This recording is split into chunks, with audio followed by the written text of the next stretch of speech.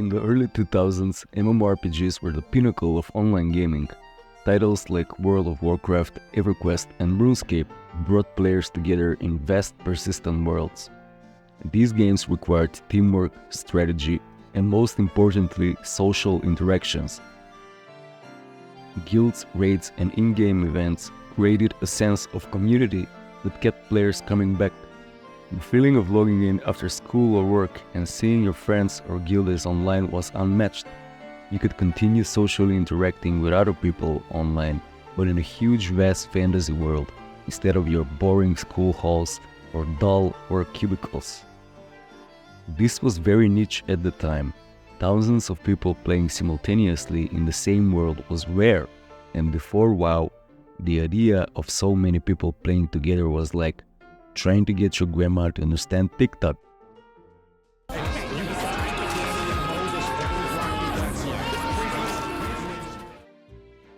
But WoW made it mainstream, turning MMORPGs into a worldwide phenomenon.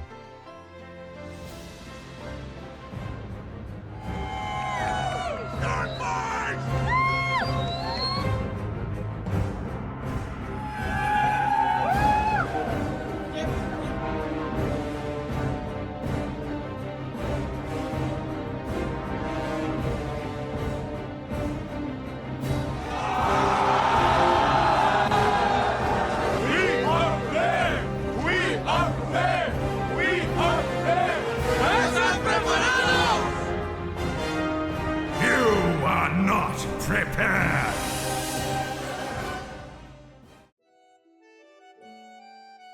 It was like the social media for guys before social media was even a thing.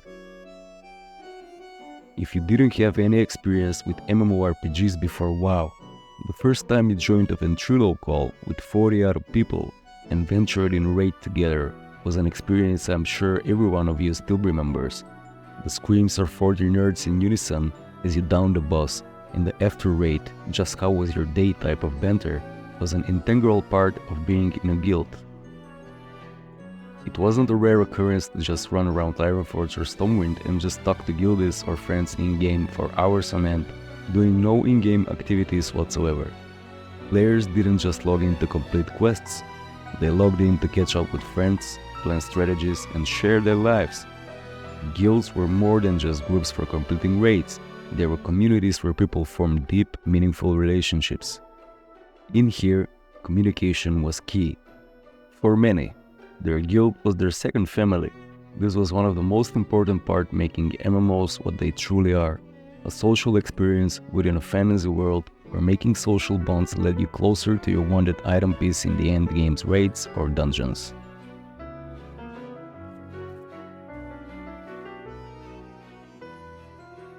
So do you play Horde or Alliance? Horde! Horde!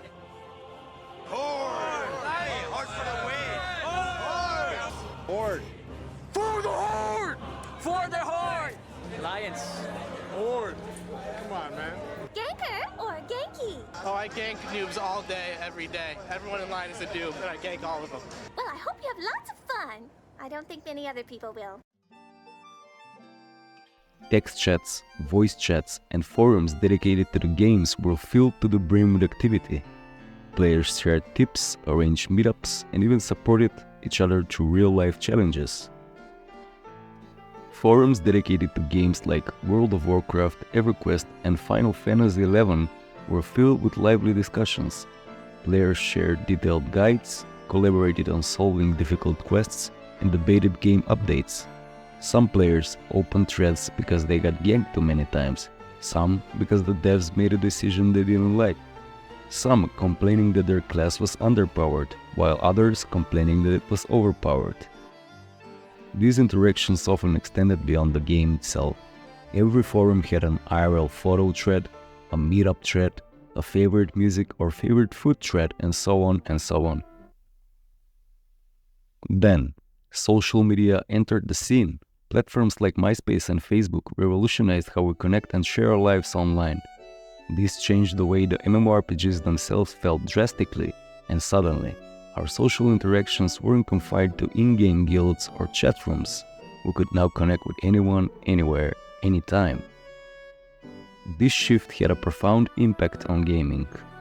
Where MMORPGs once provided a primarily social outlet, social media began to fulfill that role.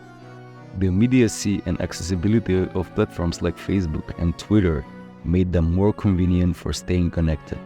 As our social habits changed, so did our gaming habits. Instead of spending hours in a virtual world, players started to prefer quick, on-the-go social interactions. Thus, this surge of new platforms to socialize on made the in-game socialization aspect take a fall by the wayside. Social media also fed our appetite for instant gratification. Quick updates, short videos, and constant notifications reshaped our expectations for entertainment. Classic MMORPGs, with their time-consuming quests and slow progression, started to feel outdated. Players began gravitating toward games that offered faster and more casual experiences.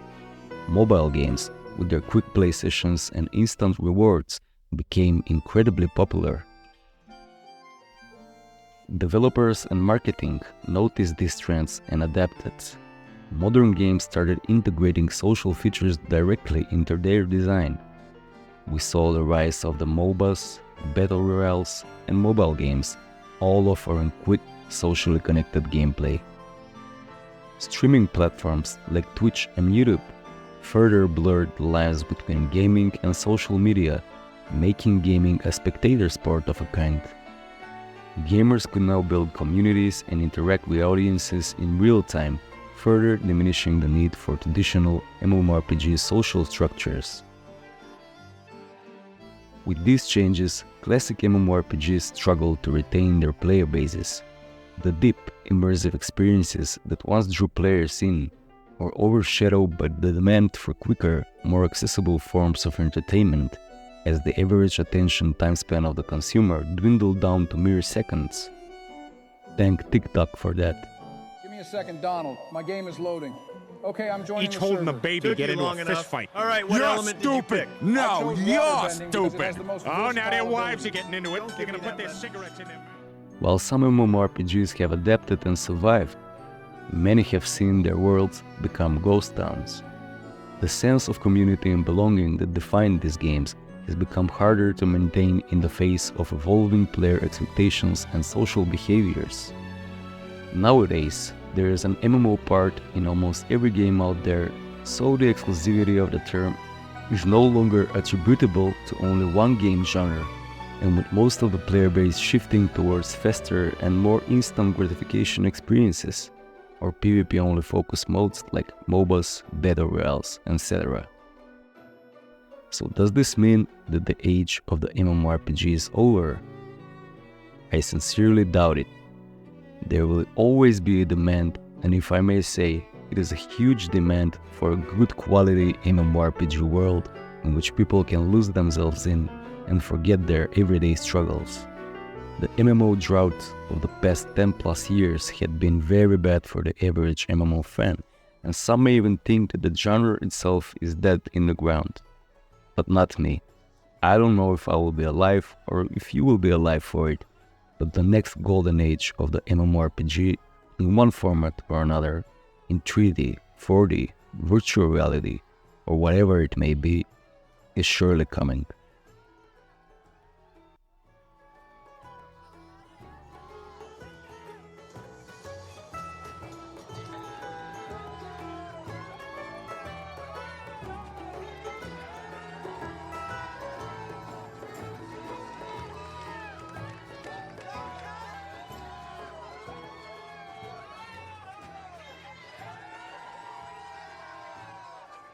I'm just glad, you know, made it this far. I'm not going back now, you know.